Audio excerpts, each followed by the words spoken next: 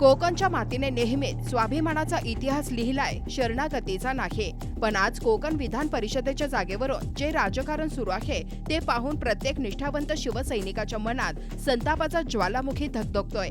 थेट आरोप कोणी करत नसलं तरी आज कोकणातल्या चौकात चहाच्या टपऱ्यांवर आणि कार्यकर्त्यांच्या बैठकांमध्ये एकच कुजबूज सुरू आहे। आणि या कुजबुजीला कारणीभूत दुसरं कोणी नसून स्वतः मंत्री भरत गोगावले यांचं ते एक वक्तव्य आहे, ज्याने शिवसैनिकांच्या स्वाभिमानाला थेट नखालाही न परवडणारी जखम केली आहे। भरत गोगावले म्हणतात की वरिष्ठांच्या आदेशाचे पालन करावेच लागते आणि आम्ही ते करतो।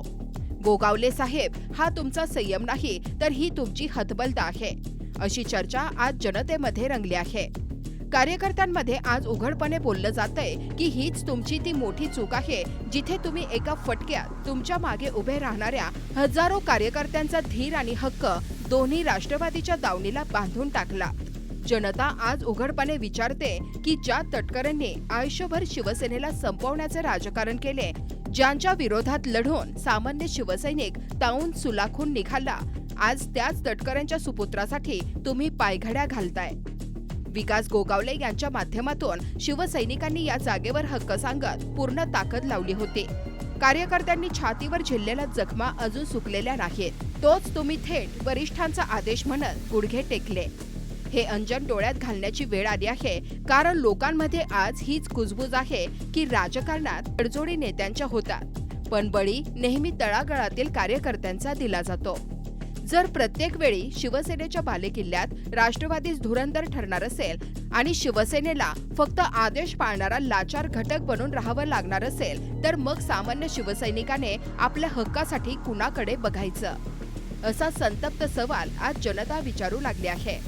वरिष्ठांच्या खोलीत बसून जे फोटो काढले गेले त्यातील तटकऱ्यांचे हसू हे शिवसैनिकांच्या जखमेवर मीठ चोळणार आहे, अशी भावना आज सामान्य शिवसैनिक दबक्या आवाजात व्यक्त करतोय। गोगावले साहेब, वरिष्ठांचा मान राखणे ठीक आहे, पण ज्या कार्यकर्त्यांच्या जीवावर तुम्ही मंत्रीपदापर्यंत पोहोचलात त्यांच्या स्वाभिमानाचा बळी देऊन मिळालेली शांतता ही शांतता नसते, तर ती पुढच्या मोठ्या बंडाची नांदी असते, अशी भीती आता राजकीय वर्तुळात वर्तवली जाते। आज कोकणचा शिवसैनिक शांत नक्कीच आहे, पण तो समाधानी नाही। नेत्यांनी केलेली ही तडजोड कार्यकर्त्यांच्या मनाला किती लागली आहे हे कदाचित एसी गाड्यांमधून फिरणाऱ्या नेत्यांना समजणार नाही। आज कोकणच्या जनतेच्या ओठावर असलेली हीच कुजबूज उद्या काय चमत्कार घडवणार याकडेच आता सर्वांचं लक्ष लागलंय। तुम्ही पाहत आहात विस्टा न्यूज मराठी।